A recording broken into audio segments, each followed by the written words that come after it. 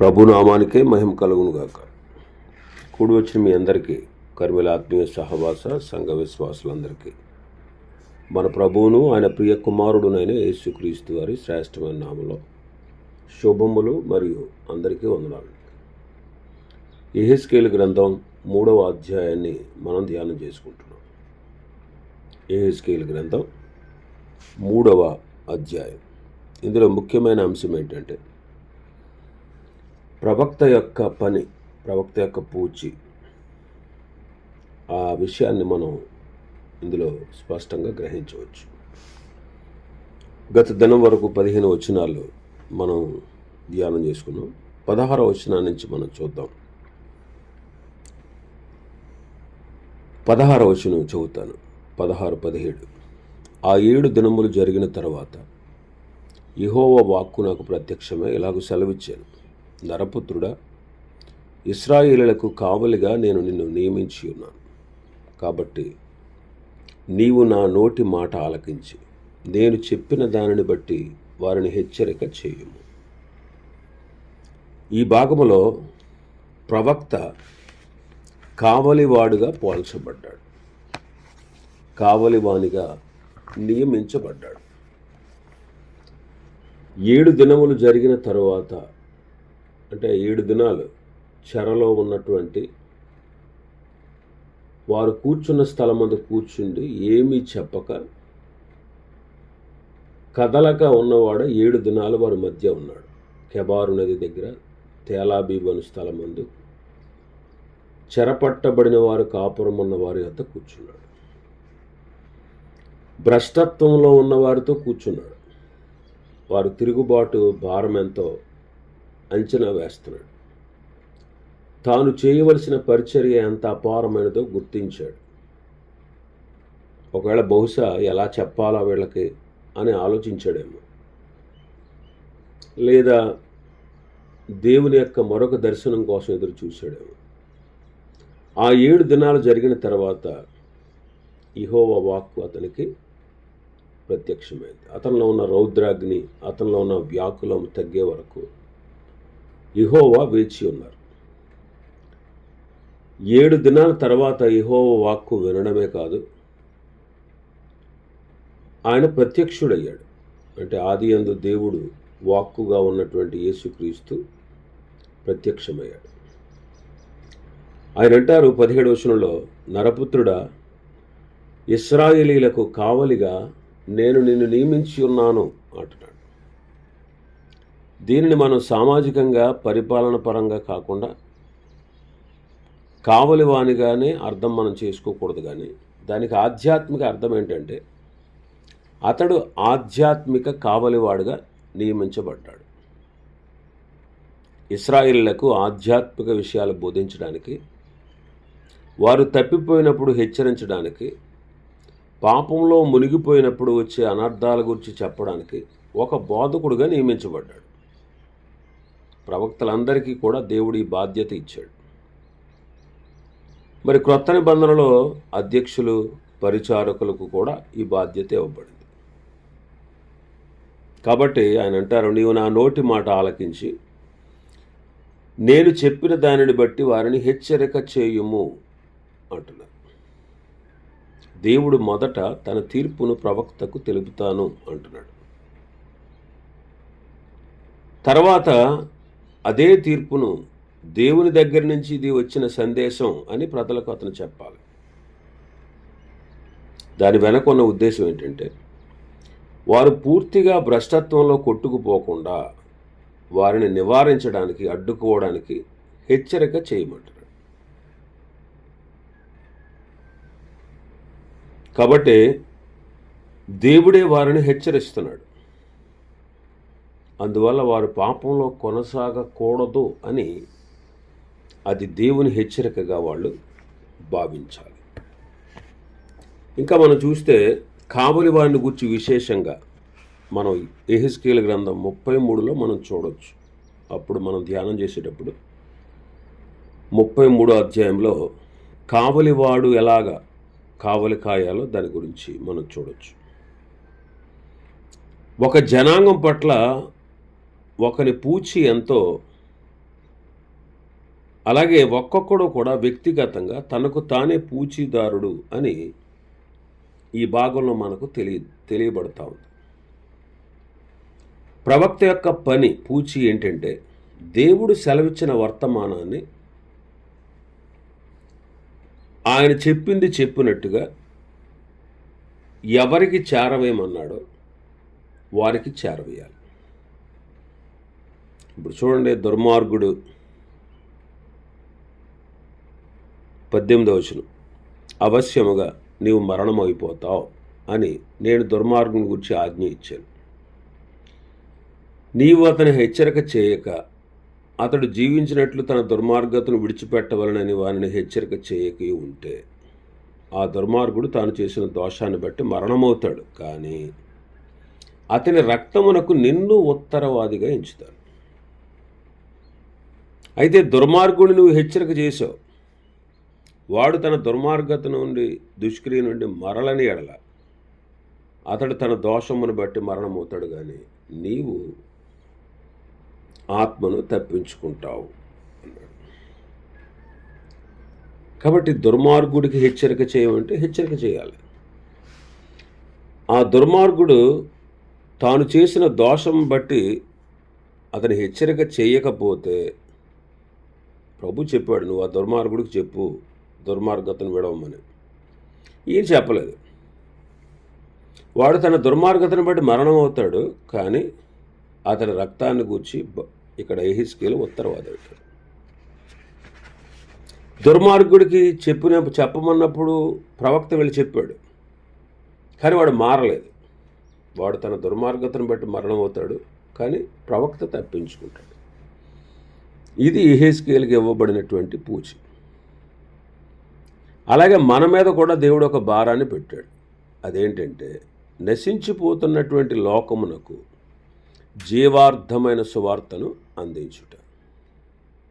ప్రభు చెప్పారు కదా, సమస్త జనులను నాకు శిష్యులుగా చేయుడి అని.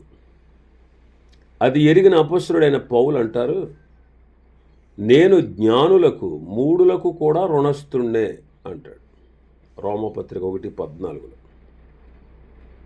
అలాగే అతడు ఎఫెసీలో ఉన్నప్పుడు 3 సంవత్సరాలు దివారాత్రులు కన్నీళ్లతో ప్రతి మనుషునికి మానక బుద్ధి చెప్పాను అంటాడు. అపొస్తలుల కార్యములు 20:30. పౌలు గారు బహిరంగంగా అలాగే ఇంటింట మీటింగులు జరుపుచు దేవుని సత్యాన్ని గూర్చినటువంటి తర్ఫీదు అనేక మందికి ఇస్తూ వ్యక్తిగతంగా ప్రతి మనుషునికి మానక బుద్ధి చెబుతూ ఆయన సువార్త ప్రకటించారు. ఇది చాలా మెచ్చుకోదగినటువంటి విషయం. ఈనాటి దినాల్లో ఇలాంటి పూచి మనకు కూడా ఉంది. కాబట్టి పౌలు గారిని అలాగే నమ్మకమైన భక్తులను పోలి ప్రభు కార్యాభివృద్ధి కార్యక్రమాల విషయంలో మనం ముందుకు కొనసాగాలి. 19వ వచనం చూస్తే, అయితే నీవు దుర్మార్గుని హెచ్చరిక చేయగా అతడు తన దుర్మార్గత నుండి దుష్క్రియ నుండి మరలని ఎడల అతడు తన దోషమును బట్టి మరణమవును, కానీ నీ ఆత్మను తప్పించుకుంటావు. దుర్మార్గుడికి హెచ్చరిక చేసినప్పుడు అతడు తన దుర్మార్గతకు విడవకయున్న పక్షమున అతడు తన దోషాన్ని బట్టి మరణమవుతాడు, కానీ నీవు నిర్దోషివి అంటున్నాడు. కాబట్టి మనం కూడా, ఆయన పిల్లలమైన మనం కూడా మన బాధ్యతలు మనం నెరవేర్చినట్లయితే ప్రభు ఎదుట నిర్దోషులంగానే కనబడతాము. అపొస్తలుడైన పౌలు గారు కొరింథీయుల మధ్య పనిచేశాడు. వారు ఎదిరించారు. వారు ఎదిరించినప్పుడు ఏమన్నాడు? మీ ప్రాణమునకు మీరే ఉత్తరబాదులు, నేను నిర్దోషిని అంటాడు. నేను నిర్దోషి. కాబట్టి ఈనాటి మన పరిస్థితి ఎట్లా ఉంది? మనకు దేవుడు మనకు అప్పగించినటువంటి పనిని, పూచిని మనం నెరవేరుస్తున్నామా? పౌలును పోలి, అపొస్తలుడైన పౌలు గారిని పోలి నా పరుగు కడముట్టించితిని తుదముట్టించితినని చెప్పగలమా? కాబట్టి ఇలా చేయకపోతే ఆయన పిల్లలమైన మనం సిగ్గుపడి ఏడవలసిన వారంగా ఉన్నాం. 20-21 వచనాల్లో మళ్ళీ ఇంకొకటి చెప్తున్నారు. మరియు నీతి గలవాడు తన నీతిని విడిచి దుర్నీతిని అనుసరించి నడిచినందున నేను అతని ముందర అభ్యంతరం పెట్టగా అతడు మరణమగును. నీవు అతని హెచ్చరిక చేయని ఎడల పూర్వం తాను చేసిన నీతి జ్ఞాపకమునకు రాకుండా అతడు తన దోషమును బట్టి మరణమవును. అయితే అతని ప్రాణ విషయంలో నిన్ను ఉత్తరవాదిగా ఎంచుదును. నీతి గలవాడు నీతిని విడిచాడు, దుర్నీతిని అనుసరిస్తున్నాడు, అతడు మరణమవుతాడు అని అతని ముందర అభ్యంతరం పెట్టగా నీ వెళ్ళి అతని హెచ్చరిక చేయాలి. ఒకవేళ చెయ్యని పక్షమున పూర్వం తాను చేసినటువంటి నీతి జ్ఞాపకం రాకుండా అతడు తన దోషాన్ని బట్టి మరణమవుతాడు. అయితే అతని ప్రాణ విషయంలో నిన్ను ఉత్తరవాదిగా ఎంచుతాను అంటాడు. ఇది నీతి గలవాడు అంటే దేవుని ప్రజలైన వారికి చెందిన మాట అన్నమాట. అవునండి, దేవుని పిల్లలైనటువంటి మనం దేవుని వాక్యానికి విరుద్ధంగా ప్రవర్తించినట్లయితే తప్పక శిక్ష కలుగుతుంది. ఇది మన వ్యక్తిగత పూచి. ఈ వాక్యమును బట్టి మరొక సత్యం కూడా మనకు బయలుపడతా ఉంది. ఏంటంటే అతని ప్రాణం విషయంలో నేను ఉత్తరవాదిగా ఎంచుదును అంటున్నాడు. అంటే రక్షించబడిన దేవుని పిల్లలు దారి తప్పి ప్రవర్తిస్తూ ఉండగా ఆయన పిల్లలమైన మనము వారిని హెచ్చరించవలసిన పూచి కలవారమై ఉన్నాము. అలాగూ చేయకపోతే మనము దేవుని పిల్లలము కాదు. దేవుని సేవకులు అనబడిన వారు ఈ విషయంలో జాగ్రత్త వహించాలి. లోకం విషయంలోనేమి, సంఘం విషయంలోనేమి, అన్యజనుల రక్షణ కొరకు ప్రయాసపడే విషయంలోనేమి, సంఘ బిడ్డలు తప్పిపోయినప్పుడు సరిచేయవలసిన విషయంలోనేమి దేవుని సేవకులు పూచి గలవారుగా ఉత్తరవాదులుగా కనబడుతూ ఉన్నారు. ఇంకా మన భాగంలోకి వస్తే 22వ వచనం నుంచి 27వ వచనం వరకు రెండవ దర్శనాన్ని మనం ఇక్కడ చూస్తున్నాం. ఈ భాగంలో యెహోవా హస్తము నా మీదకు వచ్చి నీవు లేచి మైదాన భూమికి వెళ్ళుము అని చెప్తా ఉన్నారు. నీవు లేచి మైదాన భూమికి వెళ్ళుము. ఇక్కడ యెహోవా హస్తము అతని మీదకు వచ్చింది. మైదానం అనే మాటకు మూల భాషలో బేకా అని వాడబడింది. అంటే మెసొపొతేమియాలోని మైదానం వంటి లోయ, దాన్నే పూర్వం షేనారు అని పిలిచేవారు. ఇక్కడే బాబెలు గోపురం నిర్మించబడినటువంటి స్థలం అన్నమాట. అంటే ఇంతకు ముందు అక్కడ దేవునికి వ్యతిరేకంగా ఒక రాజకీయ సమాజం నెలకొల్పడానికి, ప్రజలను దురాత్మ సంబంధమైనటువంటి కార్యక్రమాల్లో వైపు మళ్లించడానికి నిమ్రోదు ప్రయత్నించాడు. అక్కడ దేవుడు వారి యొక్క ప్రయత్నాలు ఎలా తారుమారు చేశాడో జ్ఞాపకం చేసి ఉంటాడు.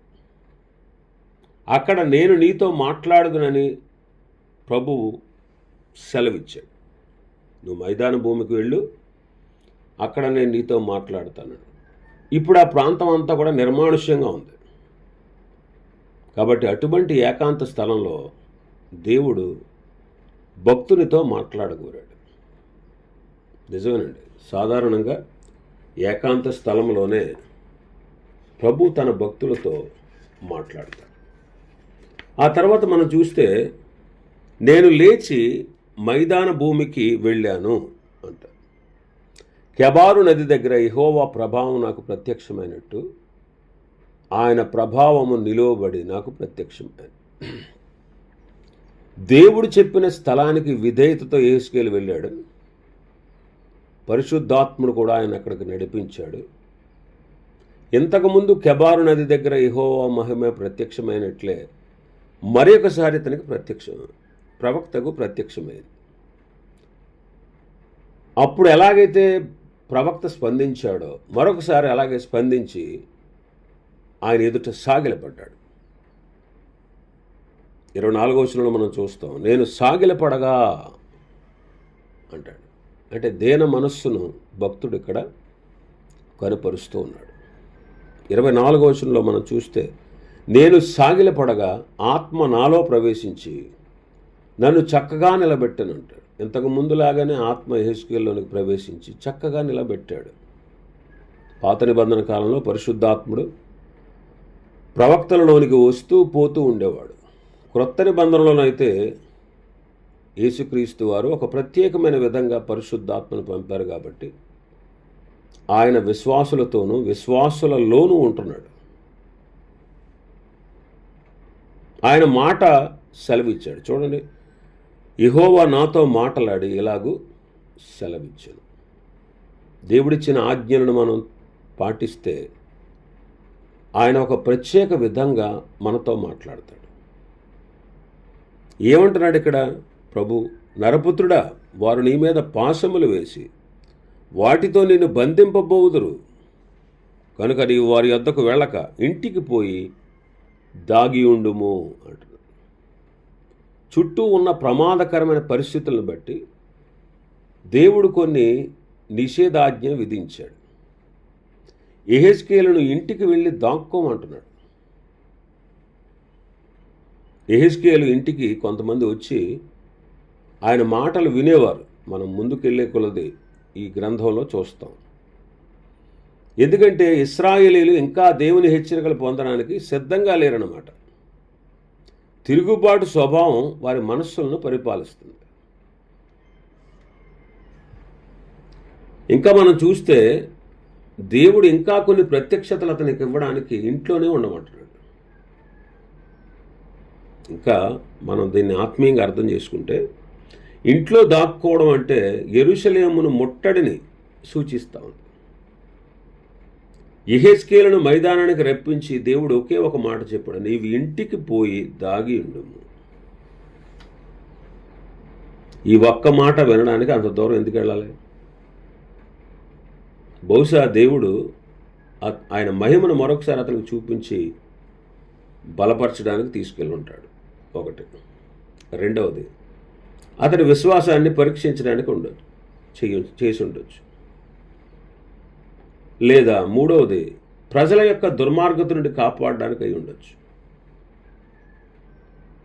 ఒకవేళ వెంటనే వారిని హెచ్చరిస్తే ఆ 7 దినాలు మౌనంగా వాళ్ళ మధ్యలో కూర్చుని ఉన్నాడు. ఆ 7 దినాలు మౌనంగా కూర్చోకుండా వెంటనే హెచ్చరించి ఉండుంటే ఏమయ్యేది? వారు అతని మీద పడి హింసించేవారు, లేక చంపేసేవారు.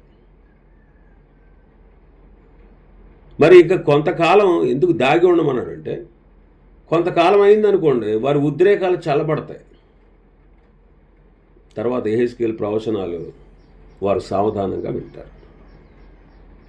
ఇంకా 25, 26 వచనాలు మనం చూస్తే 25, 26, వారు బహుగా తిరుగుబాటు చేయువారు గనుక నీవు మౌనివై వారిని గద్దింపగినట్లు నేను నీ నాలుక నీ అంగటిని అంటుకొన చేసేదను. వారికి తిరుగుబాటు స్వభావం ఉంది కాబట్టి వారిని గద్దిస్తే వారు నిన్ను బంధించి నిన్ను పిచ్చివాడులాగా భావించి శ్రమకు గురి చేస్తారు. కాబట్టి నీవు ఇంట్లోనే ఉండు, నోరు తెరవక మౌనంగా ఉండు. ఒకవేళ దేవుడే అతన్ని క్రొత్త నిబంధనలో జకరియా గారు ఉన్నారు కదా, లోకాసువార్త 1వ అధ్యాయంలో ఉన్న జకరియా,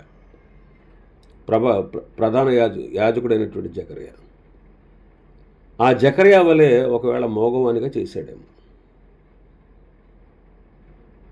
ఏది ఏమైనా ప్రవక్త మాట్లాడడం ద్వారా వారు రెచ్చగొట్టబడతారు కాబట్టి మౌనంగా ఉండాలి. 27వ వచనం చూస్తే, అయితే నేను నీతో మాట్లాడి నీ నోరు తెరిచేదను. నేను నీతో మాట్లాడిన తర్వాత నా ప్రణాళిక అంతా నీకు తెలియజేసిన తర్వాత నీ నోరు తెరుస్తాను. అప్పుడు నీవు వెళ్ళి వారితో మాట్లాడవచ్చు. అప్పుడు నువ్వు వెళ్ళి వారితో మాట్లాడవచ్చు. నీ నోరు తెరుస్తాను, అప్పుడు నువ్వు వెళ్ళి మాట్లాడదు. కాబట్టి దేవుడు ఈ రీతిగా అతనికి ఆజ్ఞ ఇచ్చాడు. వారు తిరుగుబాటు స్వభావం కలవారు కాబట్టి నీవు పాటించాల్సిన జాగ్రత్త ఏంటంటే, వినువాడు వినుడుగాక, విననొల్లని వాడు వినకుండునుగాక అని ప్రభువు సెలవిచ్చుచున్నాడని వారితో చెప్పాలి.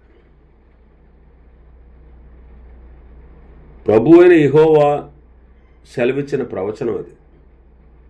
అధికారంతోనే చెప్పాలి దేవుడిచ్చిన ప్రవచనాన్ని. కానీ దాన్ని స్వీకరించే విచక్షణ జ్ఞానం వారికే వదిలేయాలి.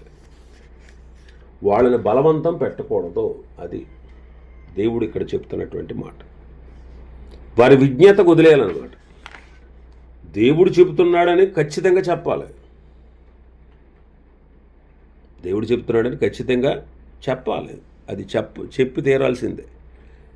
కానీ మీరు ఎలాగే చేయండి అని వారిని బలవంత పెట్టకూడదు.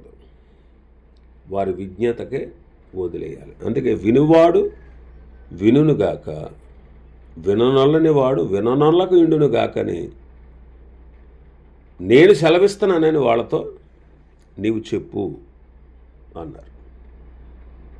కాబట్టి ప్రభువు నోరు మూయగలడు, నోరు తెరవగలడు. కొంతకాలం మౌనంగా ఉండమని చెప్పినటువంటి ప్రభువే తర్వాత యెహెజ్కేలు నాలుక సడలించి వారికి ప్రకటించే బాధ్యతను కూడా అతని మీద ఉంచారు. ఇవి ఈ అధ్యాయంలో ఉన్నటువంటి విషయాలు. ప్రభు చిత్తమైతే రేపు దినం మరొక అధ్యాయాన్ని ధ్యానం చేసుకుందాం. దేవుడి వర్తమాన వాక్యాన్ని మన వెనుకడిలో ఆశీర్వదించునుగాక. ఆమేన్.